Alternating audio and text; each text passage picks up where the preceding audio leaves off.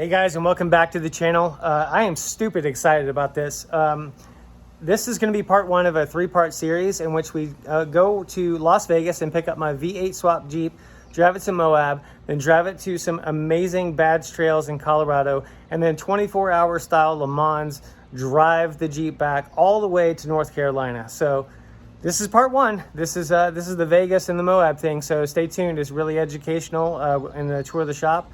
You're going to see what they have going on over at MoTech and pretty much why I chose to work with them. So stay tuned.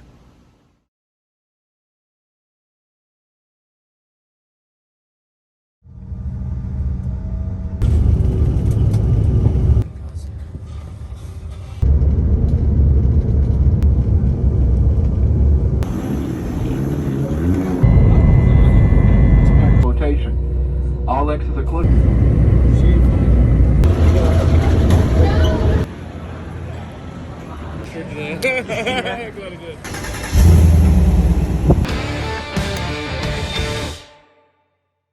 So hey guys, I'm Kalen from MoTech. So Russell's here joining me, picking up his Jeep. We did an LT1 10-speed in it. That's kind of our new standard right now. That's what everybody's doing. We do have a couple LSs here in shop, but like I said, most of the Jeeps here are LTs now, guys. So that's kind of what we're doing, and I think he's going to take a tour and we're going to show him some cool stuff. This one's getting a 5.3 with a 10-speed, so an L83. That's another great combination. This is the one from Kuwait. So this guy has the LSXR. So this is an LS3 that's been bored out to like 7 liters. So it's making 640 horses and 600 foot-pounds of torque at the crank. It's going to be loud as hell.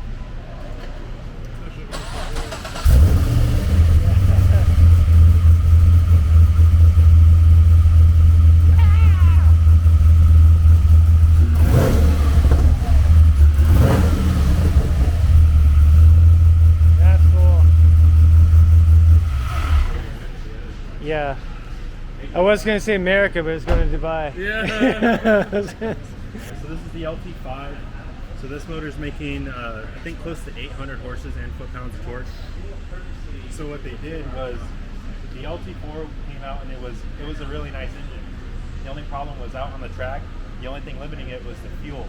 The direct injectors can only put out so much. So what they did with this motor is they fixed that. So they added 8 port injectors with it too. So it's got 16 fuel injectors in total. This one's got an 8-speed. So we bought this complete package from GM. It's called the Connected Cruise package. So it comes with the harness, computers, all that stuff. So this should be running here pretty quick. So in this scenario, you had to actually relocate the battery to a different location. You've had to put the coolant bottle here.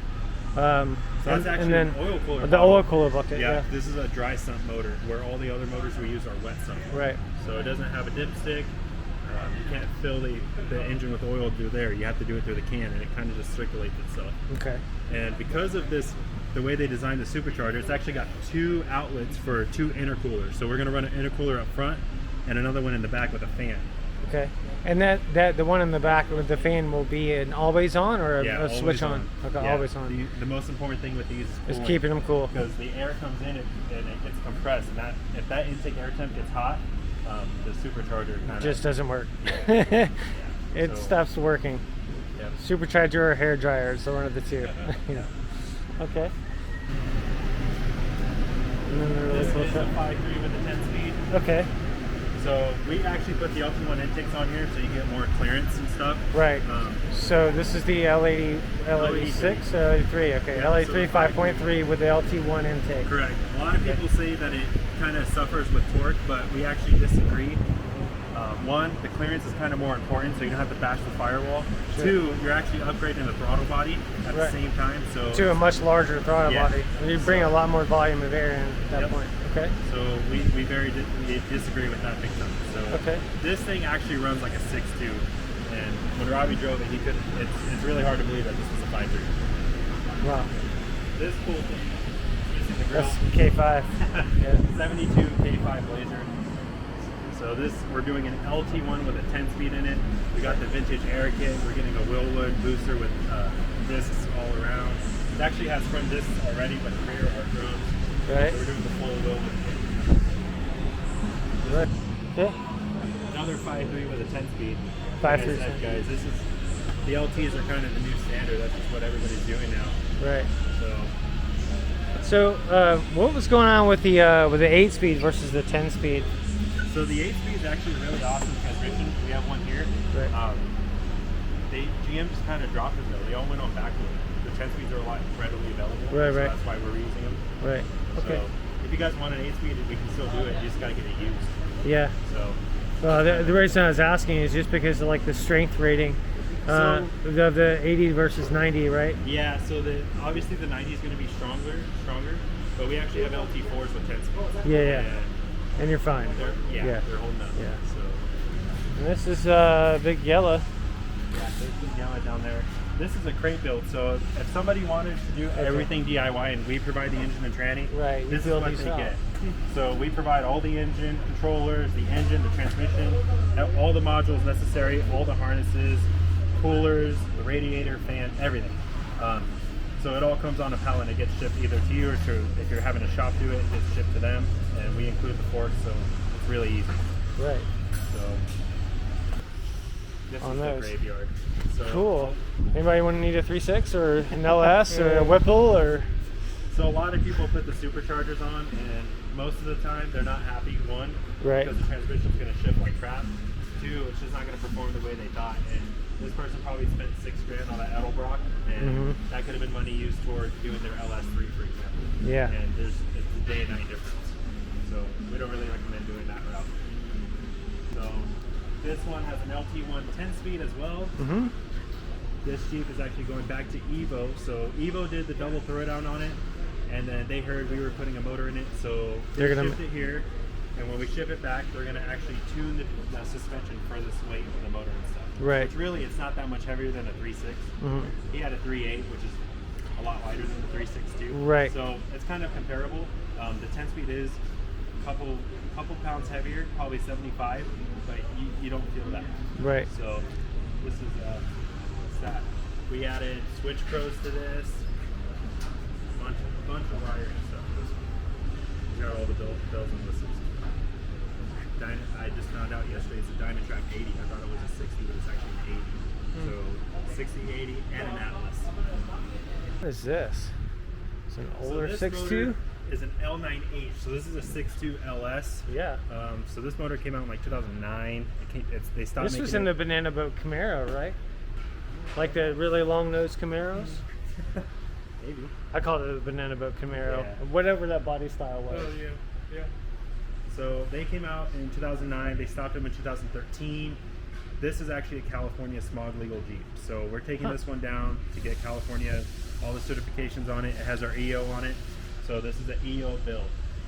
Over there is the vehicle emission stuff to what this motor complies to. Right. And yeah, so we're going to take it to the bar. EO, for those of us that don't totally or may not understand, is the California Executive Order, right? Yep, so if the Executive Order here is approved, it's not necessarily 50 state legal, but it's most likely. If you have an EO build, it will be 50 state legal, because California is the highest, they're like the strictest, right? Okay.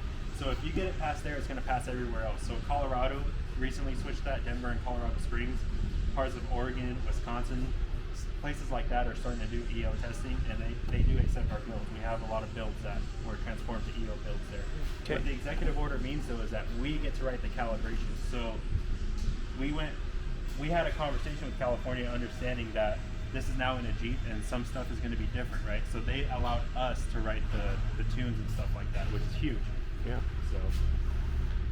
Well, that's definitely really cool. Now, we'll find out about my Jeep when I take it back to Buncombe County and get it tested, but it should be. So the LSs are the only California legal Jeeps we offer right now. Right. But the LTs are US EPA legal. Right, so they're US EPA because basically 48 state or whatever you want to say.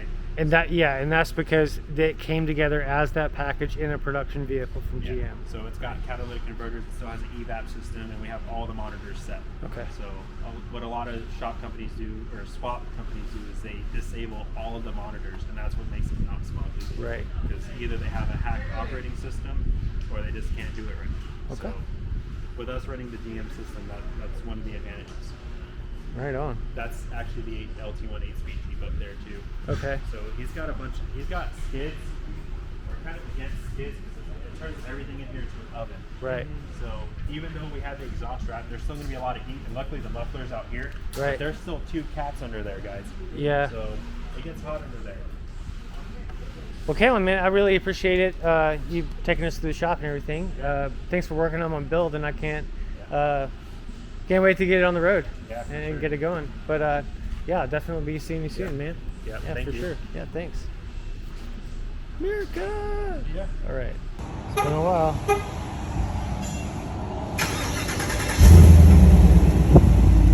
Narrow view. It's great. It doesn't do anything.